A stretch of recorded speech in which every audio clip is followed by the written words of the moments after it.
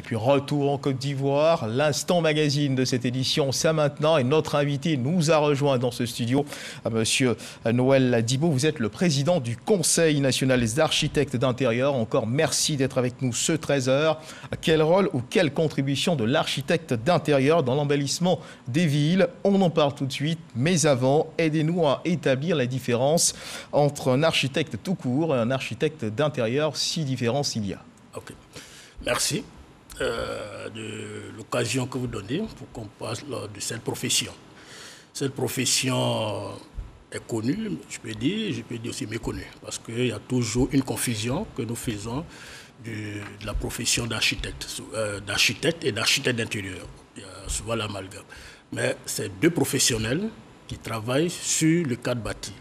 Mais la différence est qu'ils ne se posent pas les mêmes questions quand ils travaillent. En général, on définit l'architecte comme celui qui conçoit le cadre, et l'architecte d'intérieur intervient sur le cadre bâti. Donc, la question qu'un architecte doit se poser, comment améliorer le cadre de vie d'un individu, l'architecte d'intérieur, lui, il va aller beaucoup plus en détail. Il va se poser des questions sur des différents éléments de la maison pour le bien-être du commanditaire, le bien-être de la population, le bien-être du client. Et vous, vous êtes architecte d'intérieur et vous avez le pouvoir, ou plutôt, on va dire, la capacité, voilà, de transformer l'environnement de sorte à ce que celui qui y vit se sente bien, c'est cela? Ok. Moi, je suis architecte d'intérieur et l'architecte d'intérieur a la capacité de pouvoir donner un environnement de bien-être à toute personne. Ça peut être une personne physique comme une personne morale. La personne physique, un individu te demande de lui concevoir un environnement. Ça peut être un environnement de travail, ça peut être un environnement de loisirs, tout ce qui correspond à notre cas de vie. L'architecte d'intérieur a pour mission de personnaliser l'environnement, de lui donner une identité pour que chacun se sente mieux à l'endroit où il se trouve. Alors, pour en venir au sujet, nous faisons face en ce moment à une démographie, on va dire, évolutive, qui comporte d'énormes enjeux. Abidjan, où nous évoluons tous, par exemple, eh bien, se développe rapidement et on ne tient pas toujours compte de la variable embellissement de l'environnement dans cette évolution des choses. Comment, à votre niveau, vous pouvez contribuer à la prise en compte de cette variable? Ok. En tant qu'architecte d'intérieur, déjà, avant de prendre toute décision, en ce qui concerne l'environnement des personnes, il faut toujours associer ce professionnel qui est l'architecte d'intérieur. Parce qu'aujourd'hui, c'est quoi? Nous voulons être dans un environnement bien. Aujourd'hui, Abidjan évolue, la Côte d'Ivoire évolue, l'Afrique même évolue. Il faut tenir compte de certaines réalités. L'architecte d'intérieur, c'est celui qui tient compte de l'environnement. C'est-à-dire, il prend en compte tous les éléments qui se passent dans cet environnement pour pouvoir créer le bien-être. Parce que le bien-être va de notre santé physique et puis de notre santé psychique. Et quand on aménage un espace et que nous ne tenons pas compte de toutes ces variables, c'est tout à fait normal. On peut avoir des bâtiments, on peut avoir des aménagements, mais si ça n'a pas été fait par un professionnel, c'est tout à fait normal que l'élément ne va pas servir. Parce que on ne fait pas du beau parce qu'il faut faire du beau, mais on fait l'utile. Parce qu'un environnement bien aménagé, des espaces bien aménagés, un cadre de vie où chaque élément est posé à l'endroit où il faut, c'est tout à fait normal que quand on rentre dans cet environnement, on se sente bien. Voilà. Et pour en savoir un peu plus sur le métier que vous pratiquez, on va dire sur l'importance de ce que vous faites, suivant cet élément réalisé par Yannick Efomi, commenté par Issa Tchonayeho. Les villes, autrement appelées zones urbaines, naissent, grandissent et se configurent en fonction de la démographie. Cela dit, le continent africain a le taux d'urbanisation le plus élevé au monde. 471 millions, soit 50% des Africains, habitent dans les villes. Selon les statistiques, l'Afrique sera le continent le plus peuplé en 2050 avec plus de 2,2 milliards d'individus, devant la Chine et l'Inde.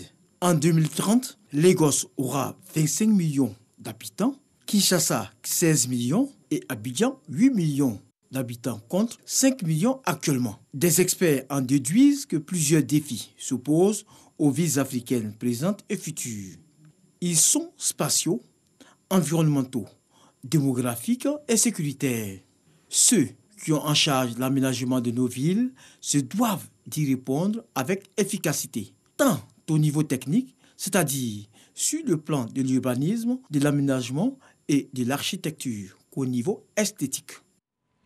Alors donc vous êtes en mesure de réagir sur plusieurs terrains, comme on a pu le sentir et l'entendre dans ce reportage de Issa Chonayeo. Votre réaction tout de suite? Oui. Aujourd'hui, l'architecte d'intérieur, c'est celui qui doit penser à l'habitat du demain, parce que le monde évolue. Les conditions climatiques changent. Le nombre de la population augmente. Donc, l'architecte d'intérieur a cette capacité en fonction de l'évolution de nos sociétés, l'évolution de notre mentalité, l'évolution de la culture, c'est de créer un cadre de vie qui va s'adapter à nos réalités actuelles. Et certaines collectivités, par contre, ont compris la nécessité de travailler justement à l'embellissement de leur commune. Alors vous, à votre niveau, comment est-ce que vous pouvez accompagner ces collectivités-là dans l'atteinte de cet objectif? Ok. Aujourd'hui, ce qui est intéressant, effectivement, nous voyons des efforts qui se font ça et là, et ça c'est très intéressant. Et avec ces collectivités, ce qui serait intéressant, c'est que c'est l'architecte d'intérieur, parce que comme je l'ai dit, ne faisons pas des aménagements qui ne vont pas s'adapter. On peut faire quelque chose, mais si on n'a pas tenu compte de la population, si on n'a pas tenu compte de nos réalités, on n'a pas tenu compte de l'évolution de la société, on peut faire un aménagement qui ne sera pas occupé par la population. Parce qu'aujourd'hui, un acheteur d'intérieur va se poser des questions. Lesquelles? C'est-à-dire à qui est adressé le projet. Est-ce que c'est à la jeunesse, c'est-à-dire quelle catégorie de personnes? Avant même de continuer, je dirais, vous voyez, il y a des bâtiments, il y a des aménagements qui se font, mais en général, souvent, on n'occupe pas. C'est comme si c'était un investissement inutile. Tout simplement parce qu'on n'a pas tenu compte de l'environnement. Parce que quand tu fais un aménagement, il y a le climat d'abord qu'il faut tenir compte, il y a la population, comment la population réagit.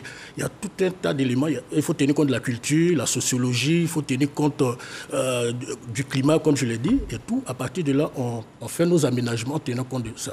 Et aussi, quelle est la population, à qui est adressé le projet? Est-ce que c'est aux jeunes, comment on appelle un centre pour adultes, ainsi de suite. À la fin, on fait un projet qui peut servir efficacement et qui peut être utile. Et qui sont vos premiers partenaires? Les collectivités, les personnes anonymes, et qui sont ceux avec lesquels vous travaillez en premier? Ok. Aujourd'hui, quels sont nos partenaires? Je dirais tous ceux qui aspirent à vivre dans un cadre idéal, un cadre adéquat, un cadre qui va procurer du bien-être sont nos partenaires. Est-ce que tout le monde peut s'offrir le luxe de vivre dans un cadre approprié? La raison de vivre de tout être humain, c'est de vivre dans un cadre approprié. Depuis la nuit des temps, en partant de la préhistoire, vous avez vu, la première réaction des personnes, c'était de quoi? De trouver un cadre. Et d'abord, ça a été la grotte. Et qu'est-ce qu'ils ont décidé de faire? Ils ont aménagé la grotte. Et quand ils sont sortis de là, en construisant, toujours est-il qu'on cherche un bien-être. Comment se sentir bien dans un environnement? Tout être humain, tout être vivant cherche à améliorer son cadre de vie. Est-ce que l'on pourrait avoir des exemples de sites sur lesquels vous avez travaillé qui parlent en votre faveur? Ok. Aujourd'hui, il y a beaucoup de sites. Vous voyez, par exemple, au niveau des pharmacies, on a une nouvelle conception des pharmacies. C'est-à-dire on a une nouvelle conception des pharmacies. Avant la pharmacie, il y avait un comptoir, il y avait le client, et il y avait c'est-à-dire le pharmacien et le client qui est supposé malade qui vient à la pharmacie. Mais aujourd'hui, on aménage les pharmacies comme un supermarché où chacun vient, il a des produits, il a des médicaments et qu'il peut choisir, accompagné d'un professionnel qui va l'indiquer. Et ça donne l'envie de venir dans cette pharmacie. Et ça, c'est des aménagements que nous faisons beaucoup. Vous voyez aussi, au niveau même, le nom je ne vais pas citer pour ne pas faire de la publicité, au niveau comment on appelle, au niveau des stations et tout. Avant, tu viens, c'est pour ton carburant, mais qu'est-ce qu'aujourd'hui on voit? Il y a des boutiques, à l'intérieur de ces boutiques, il y a des éléments qu'on vend. Dans ça, on a repensé les stations, on a créé des franchises et autres éléments. Et si on vous demandait de mettre votre savoir-faire au service des villes, comment cela pourrait se définir en termes de compétences? La question, c'est-à-dire si on demandait nos participations. Bien sûr, voilà. C'est de cela dont il s'agit. Voilà. Aujourd'hui, ce qui serait intéressant, c'est-à-dire les professionnels comme des architectes d'intérieur qui tiennent compte de certains détails, qui tiennent compte de certains éléments. Parce que l'architecte d'intérieur ne va pas... Dans une maison, j'ai un exemple tout simple. C'est-à-dire souvent, on achète une robinetterie. À la fin, on se dit, mais Oui, ce fabricant n'a pas bien travaillé, c'est pas la robinetterie n'est pas efficace, ou bien le poignet d'une porte, ou bien... On se plaint souvent, mais est-ce que l'élément que vous avez payé est à la place où il faut? Parce qu'il ne s'agit pas de payer. Il faut savoir si ce robinet que je viens de payer est à l'endroit où il faut.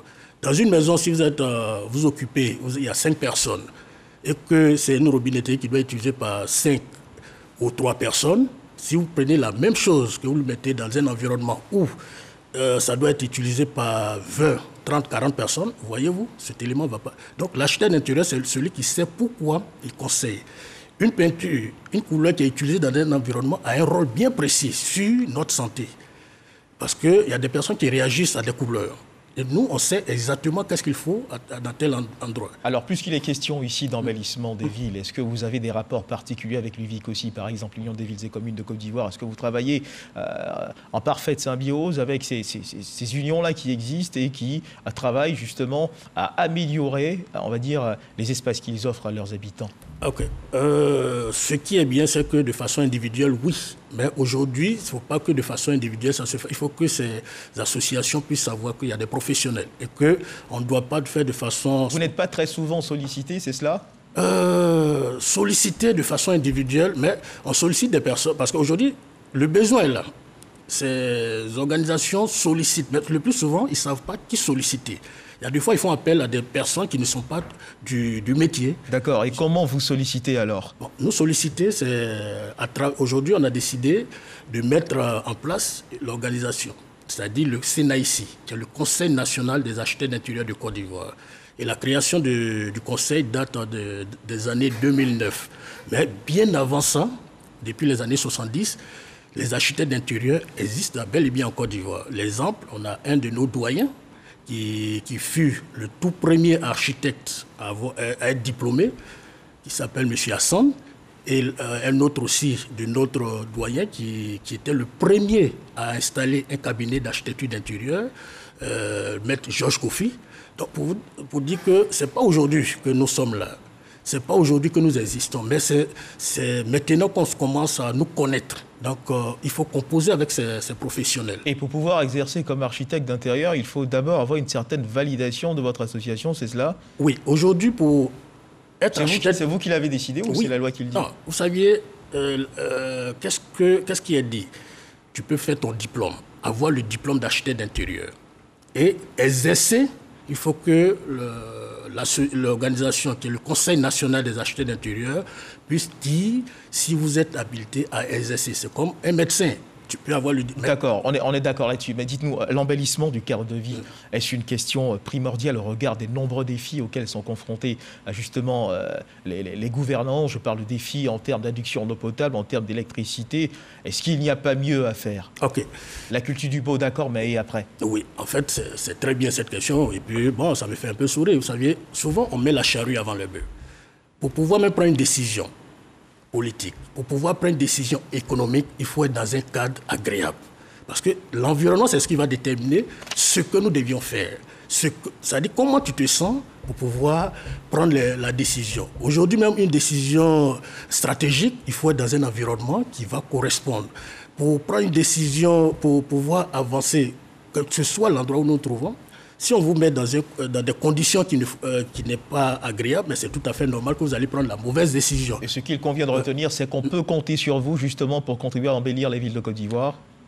Aujourd'hui, ignorer l'architecte d'intérieur, c'est faire des investissements qui ne vont pas rapporter. Donc, il est primordial de composer avec ce professionnel qui est un des maillons des professionnels du bâtiment, parce que c'est tout un ensemble. Et l'architecte, parce qu'aujourd'hui, souvent quand on sort de chez soi, on a besoin d'être bien. C'est-à-dire l'humeur de chez soi, l'humeur du bureau, l'humeur que on aura dans l'environnement, tout va déterminer comment les choses sont aménagées. Et comment vous joindre rapidement pour terminer? Pour nous joindre, nous avons un site. Aujourd'hui, partez sur le site du Conseil national des architectes d'intérieur. Vous verrez déjà comment on présente notre organisation. Et aussi, vous avez les numéros à partir de là. Ça est tapé architecte d'intérieur du Côte d'Ivoire, vous verrez. Et pour ne pas aussi vous tromper, parce qu'il y a des personnes aujourd'hui qui ne sont pas du métier, qui se prétendent acheter d'intérieur. Donc, allez sur le site du Conseil national des acheteurs d'intérieur du Côte d'Ivoire. À partir de là, vous aurez toutes les informations. Et il y a une chose aussi que j'aimerais aussi rapidement ajouter, c'est qu'aujourd'hui, pour que vraiment notre organisation soit vraiment ce qu'elle est vraiment le pouvoir, c'est de permettre à ce que on a déposé un projet de décret au niveau du gouvernement pour qu'on puisse vraiment réglementer notre corporation. Aujourd'hui, c'est ce qui nous fait défaut. Donc, ce sujet, j'aimerais que vraiment cette partie soit bien vue et puis prise en compte. Et votre message a été bien entendu et bien perçu. Sur ces mots, mesdames et messieurs, se referment les pages de cette édition. Juste avant de rendre l'antenne, je rappelle que nous recevions dans le cadre du magazine ce dimanche M. Noël Dibo, président du Conseil national des architectes d'intérieur, avec qui nous avons parlé de la contribution de l'architecte d'intérieur dans l'embellissement des villes. Merci de nous avoir suivis. Agréable début d'après-midi. Dieu garde la Côte d'Ivoire.